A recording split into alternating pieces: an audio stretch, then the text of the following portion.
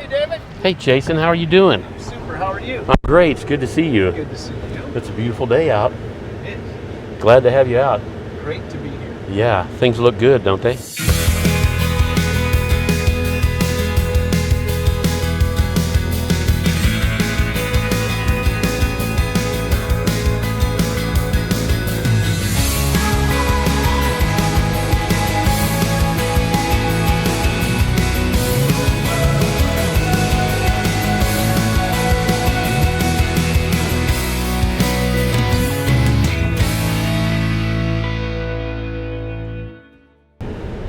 How long we've known each other? So I think it was pretty close to about 4, maybe 4.5 years ago. You just made your intro at Kaufman when we met. That's right. And I said, hey, if you ever want to talk, let's do it. And you called me the next morning for breakfast. Still have breakfast. Yeah, and it was a mark in time there for what's been a great experience for me, being part of what Farmobile's doing and what their goals have been and how they continue to change. So we call you a founding farmer. You're one of the, we've got 20 farms that we initially went out to and really built the product with a lot of input on figuring out what we needed to do and what we would be able to do to bring attention to the data value and I think just the whole ownership issue. What are some of the things that you're able to do when you have a puck on a piece of equipment? I think our first initial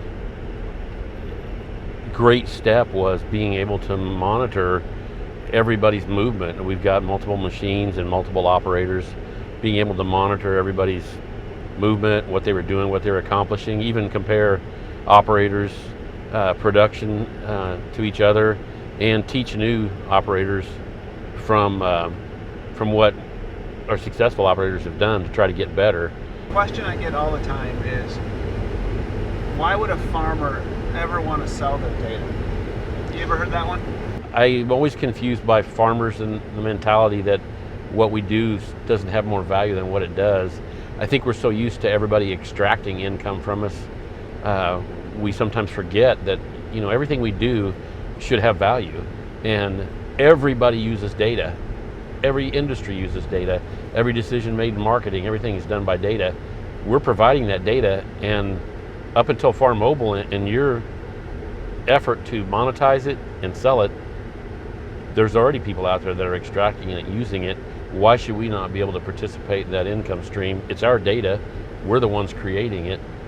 So I think that's a huge issue.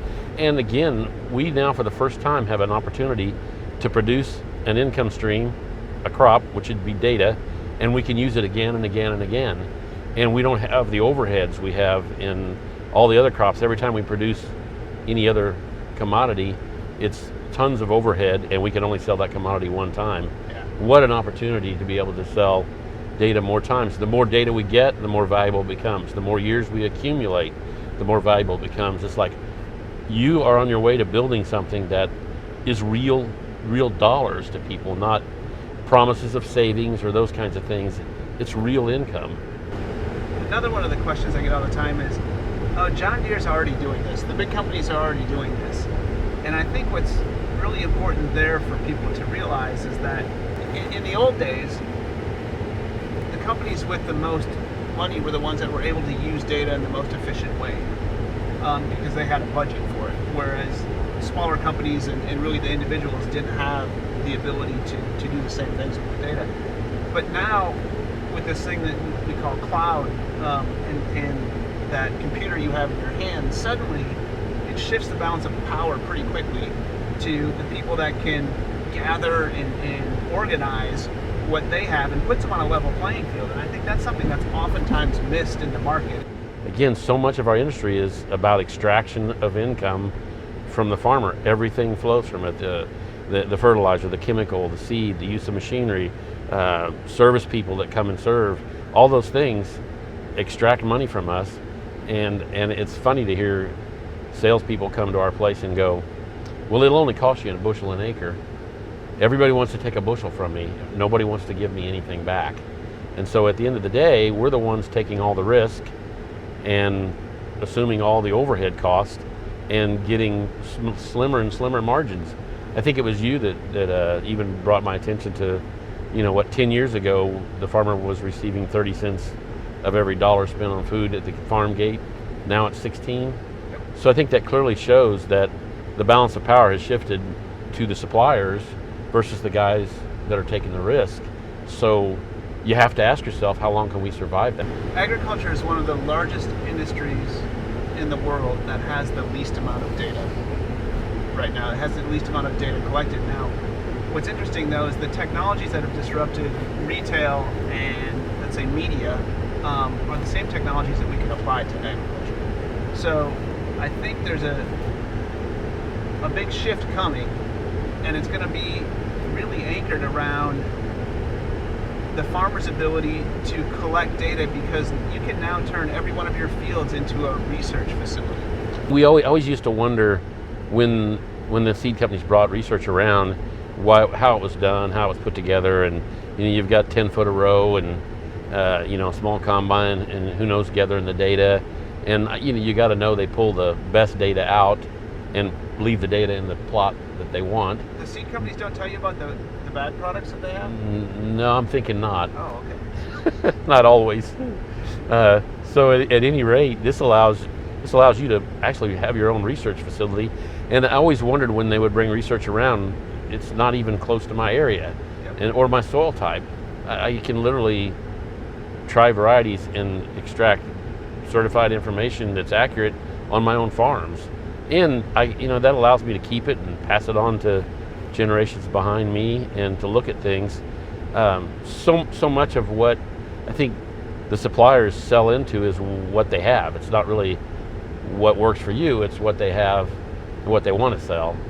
It shifts the balance of power back to us, to the people in production agriculture, which again, we're the ones making the decisions, we're the ones taking the risk, we're the ones out there that have everything on the line, because the dirt doesn't go away.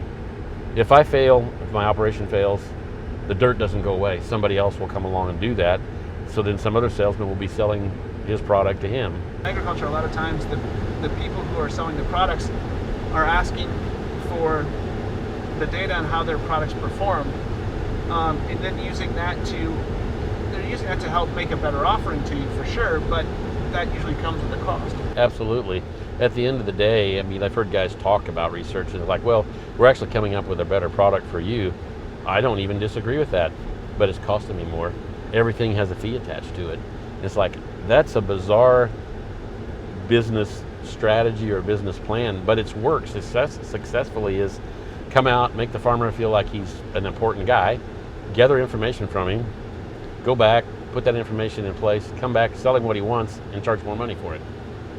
It is an interesting concept, and we need to be able to change our mentality about what we're doing, what we're creating, what we know, our knowledge, our hunches, all those things. They have value. Everybody else in every other industry has it. They call it consulting. Okay, so I'm going to shift gears for a second, and I'm going to say, what are the few major issues that you think the general consumer market doesn't understand about agriculture? We hit on the safety and the transparency stuff, but what are a couple other challenges that you're facing that people probably don't quite comprehend? I think probably the safety that we the amount of safety that we use when we're applying products to the crop, such as insecticides, herbicides, those kinds of things. I don't think they recognize the amount of technology that's involved in applying those kinds of things. I took renewed my restricted use pesticide license not long ago, and you have to sit through a class and all these kinds of things, and in order to renew that. And the lady at the extension office commented to me that they average a couple of phone calls a day from people who say there are farmers in their area spraying, and they want to report them. I think the level of even the chemicals that we use now, they're such minute amounts. They've got them down to where we're shooting on just what we need to. Technology allows us to not overlap and overspray, so we don't have additional elements getting into the groundwater. All those kinds of things. I think, again, I would beg to ask the public to say, we're living in this environment. Why would we contaminate it? I think it was Vilsack that said, when he was asked, what do you think of organics versus conventional farming? And I think he said, I'm going to misquote it, but he said something like, look, our consumers get to vote at the grocery store. Absolutely. And I think that's one of the really, really, true statements about agriculture. I think we're starting to differentiate products that get on the shelf, and I think if some people want to, feel comfort in purchasing this product versus this product, they vote with their wallet. Absolutely.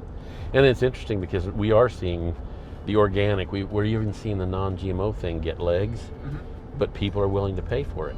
Now there again, here comes something that, what I see in all that is that the grocery store, I'm not making him the bad guy, or the person between the farmer, there's still not premiums built into those things at the farm gate. Yep. What'll change it. You do all these things extra to manage this product that people say they want. They won't, the processor won't pay extra for it, but then he'll market it as a non-GMO product and then charge the consumer extra. So how do we manage that? I think, and again, it comes back to, can we put a price on our product, because we can now give it credibility, we can give it accountability, we can give it transparency, and this is what we're doing on the farm.